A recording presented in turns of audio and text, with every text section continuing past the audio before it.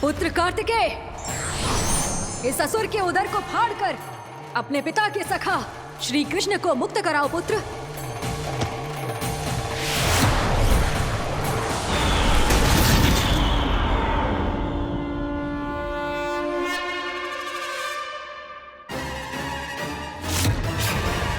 मैंने कहा था तुम में से कोई भी मेरा बाल भी बांका नहीं कर पाएगा। तुम देवताओं का तो सामर्थ्य ही क्या, स्वयं देवों के देव महादेव भी मेरा कुछ नहीं बिगाड़ पाएंगे। कृष्ण को अपने उदर में ही पचा जाऊंगा मैं।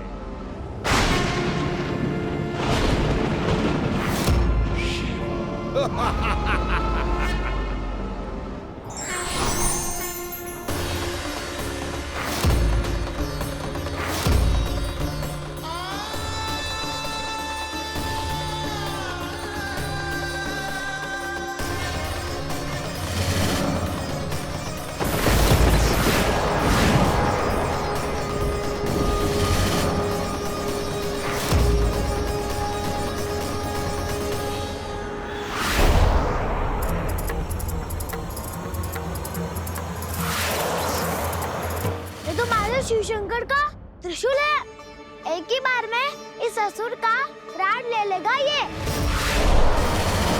हाँ, महादेव का त्रिशूल।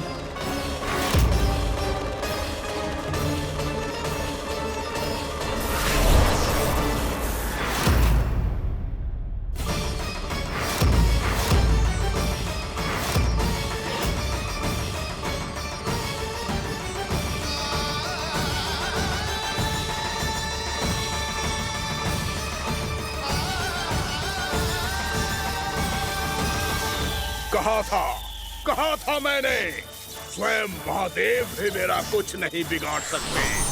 अजय हूं मैं, अजय।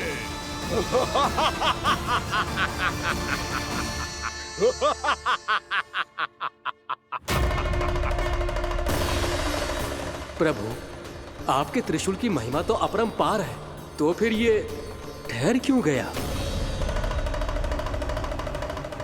आपने अपने त्रिशूल को वापस क्यों ले लिया महादेव? इस दुष्ट का संहार क्यों नहीं किया? क्योंकि इसकी मृत्यु मेरे हाथों नहीं, मेरे सखा नारायण के अवतार श्री कृष्ण के हाथों ही होगी, और यही विधि का विधान है। पर पिताजी, श्री कृष्ण तो इस असुर के उदर में फंसे हुए हैं, हम उन्हें मुक्त कैसे कराएंगे? ये उन्हें स्वयं ही मुक्त करेगा पुत्र। श्री कृष्ण अपने अपमान से क्रोधित नहीं होते, पर अपने भक्तों का अपमान वो क्षण भर भी सहन नहीं कर पाते। वकासुर यही भूल कर रहा है, हम सबका निरंतर अपमान करके वो उन्हें क्रोध दिला रहा है।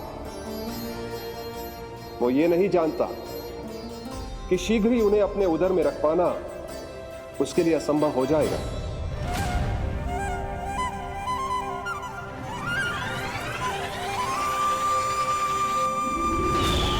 क्या हुआ महादेव, पराजित होकर भी मुस्कुरा रहे हैं? पर अब तो महादेव कहलाने के भी योग्य नहीं रहे आप।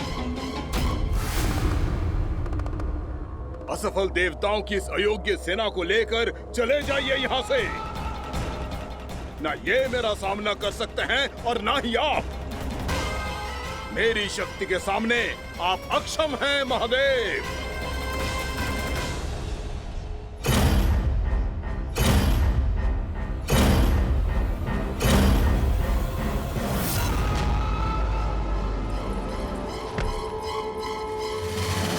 सुधा, जिस दुष्ट ने मेरे लल्ला को निगलो है ना, भीतर से जलेगो, छटपटाएगो, पीड़ा से कराएगो। जिस दुष्ट ने मेरे लल्ला को निगलो है ना, भीतर से जलेगो, छटपटाएगो, पीड़ा से कराएगो। ये क्या हो रहा है मुझे?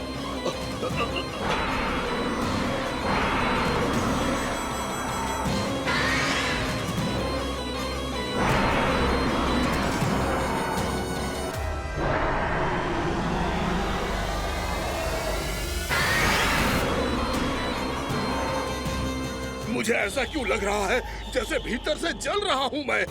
ये क्या हो रहा है मुझे?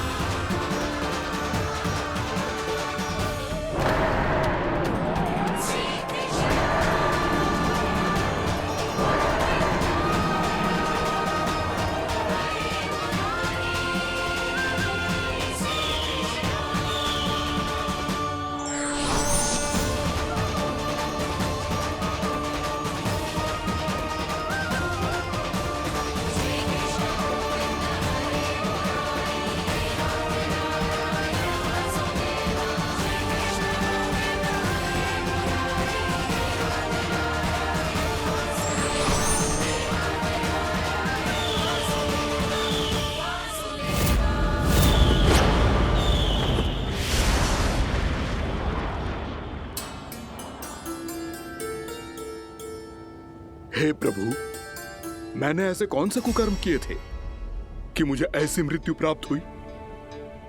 और ऐसे कौन से सुकर्म किए थे कि आपके हाथों से मुझे मोक्ष प्राप्त हुआ है प्रभु? में स्मरण करो, हे जरीफ की पुत्र वक्कासुर।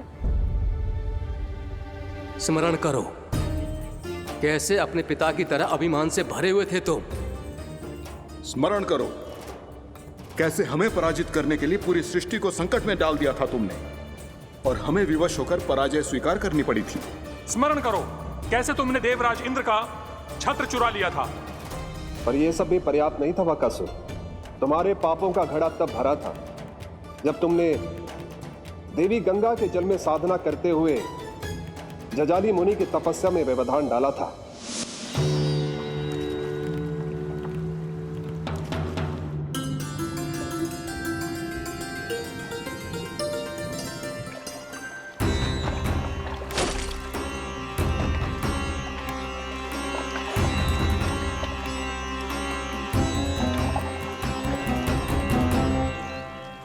रुक क्यों गए चालक?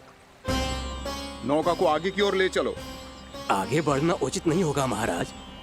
यहाँ से कुछ ही दूरी पर जालजली मुनि तपस्या कर रहे हैं। तो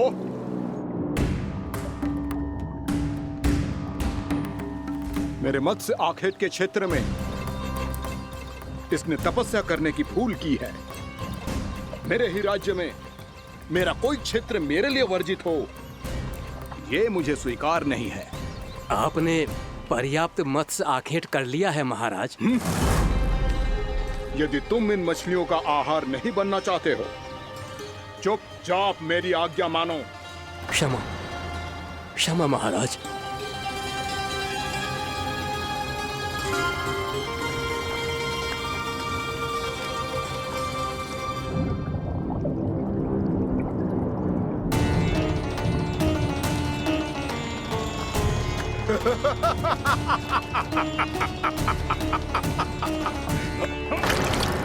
मुनिवर, रक्षा कीजिए, रक्षा कीजिए मुनिवर, हमारे प्राण बचाइए मुनिवर, मुनिवर हमारे प्राण बचाइए।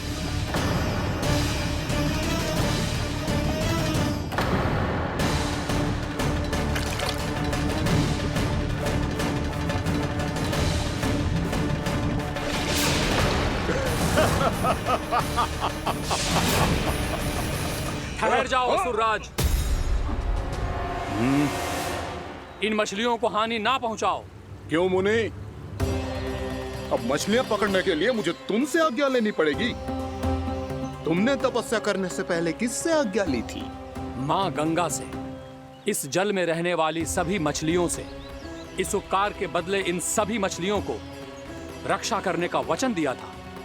इसीलिए असुरराज, मैं शांति से कह रहा हूं, इस स्थान को अशुद्ध ना करो। चुपचाप यहां से चले जाओ, नहीं तो इसका परिणाम अच्छा नहीं होगा।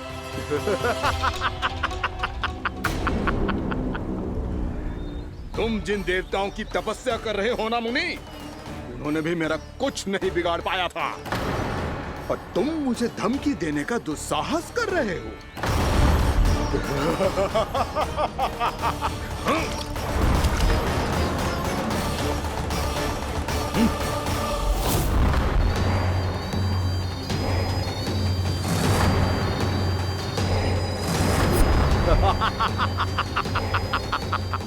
मूर्ख, विचारों से तो तू राक्षस है ही, और स्वभाव से उस बगुले की तरह है जो भूख ना होने पर भी उन निर्दोष मछलियों को आहार बनाता रहता है। इसलिए अभी इसी क्षण से तू वकुला का जीवन जिएगा। ये मेरा श्राप है, ये मेरा श्राप है।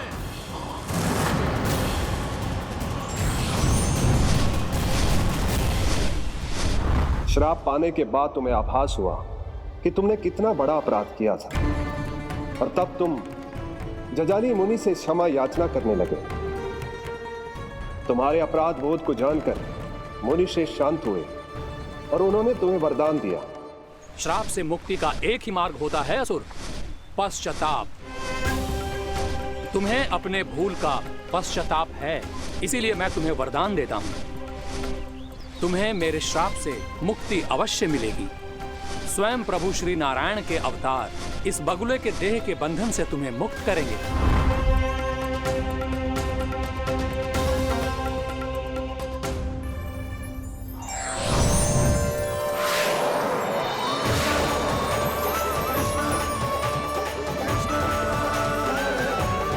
प्रणाम स्वीकार करें प्रभु।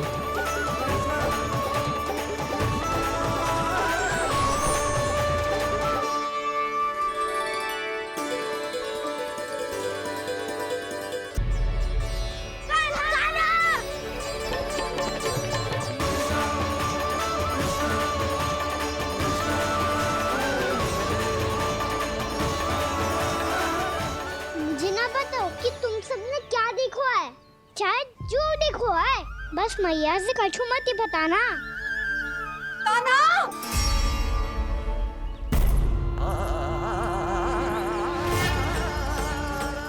कान्हा!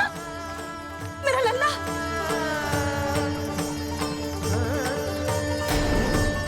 भानु बता रहा था तुझे कोई असुर पंछी निकल गया था।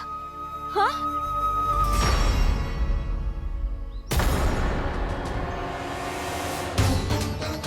हे नारायण, ये क्या है?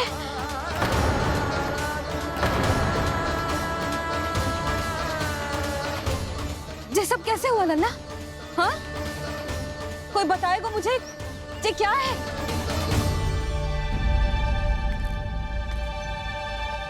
श्रीधामा, मधुमंगल, चिची को सब कुछ बता दो। ये असुर पक्षी मुझे निगलने वाला था रानी भाभी, तभी अंतिम क्षण में कान्हा ने आके मुझे बचा लियो। और ये असुर पक्षी ने कही कि यह है वृंदावन का राजकुमार, नंदराज का लल्ला। इसके होते कोई भी वृंदावन वासियों को हानि ना पहुंचा सकते। रानी भाभी, कान्हा ने अपने प्राणों की चिंता ना करी और इस क्रूर राक्षस से भिड़ गयो, और इस राक्षस पक्षी ने इसे निगल लियो। इतना पर्याप्त है भोला काका, सब कुछ बताने की आवश्यकता नहीं है। ये सब देख के सारी बालक मंडली इतनी व्याकुल हो गई कि सबने अपने प्राण अर्पित कर दिए, और इस असुर पक्षी से कहे कि हमें खा लो और हमारे सखा को छोड़ दो। इन बालकों का पराक्रम देख के सभी देवतागण यहाँ आ गए और उनके हृदय भी पिघल गए, और उन्होंने इस राक्षस पक्षी से युद्ध करके इसे मार गिराया। देवताओं के राजा इंद्र के वज्र का प्रहार तो मैंने अपनी आंखों से देखा है ताई जी। और फिर उसके बाद अग्निदेव ने अग्निवस्त्र का प्रहार किया। जय ना काकी, वरुण देव, कार्तिकेय, यमदेव सबने मिलके युद्ध किया इस राक्षस से। कहा था अभी मत बोलना। अरे सब मिलके फंसा दोगे मुझे। माँ भद्रकाली, हमारे शिव शंकर भी आए थे छोटी माँ। जाओ आप भी। बाबा साईता। मुझे लगता है कि ये कान्हा भी इन्हीं देवताओं में से एक है। संभव तो है जीजी। स्मरण है पूतना और तृणावर्त के आक्रमण के समय भी ऐसा ही हुआ था। सभी राक्षस मारे गए थे पर अपने कान्हा को एक खरोच तक न आई थी। हाँ जीजी, मुझे लगता था कि श्री नारायण की विशेष कृपा है हमारे कान्हा पे, पर अब तो देख के लग रहा है कि हमारा कान्हा ही स्वयं श्री नारायण है। या फिर उनका अवतार है ये। अरे बस करो तुम सब, ऐसा कछु ना है। अरे जितनी बात सुनी है उससे तो यही लग रहा है कि कान्हा देवताओं और असुरों की युद्ध के बीच में फंस गया था। उसका इस सब से कोई लेना देना ना है। तो फिर इसके तन पे एक भी खरोच क्यों ना आया नंदराज? हाँ,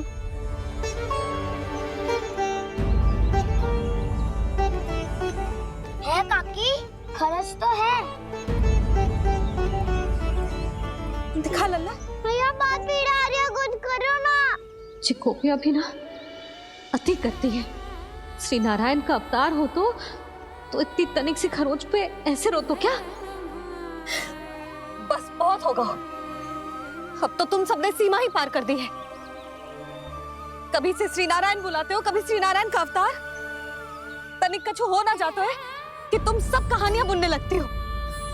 जे बस साधारण सा बालक है, मेरा लल्ला है जे, इसे भगवान मत ही बनाओ।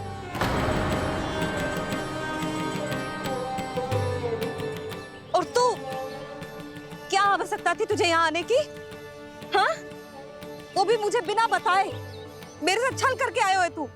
अब तू घर चल, ऐसा दंड दूंगी ना कि मैया बहुत पीड़ा हो रही है। मैया बहुत पीड़ा हो रही है मैया। हाँ नन्ना, तू घर चल, मैं तुझे औषधि लगा दूंगी। हल्दी का लेप लगाऊंगी ना, झट से ठीक हो जाएगा। चल चल।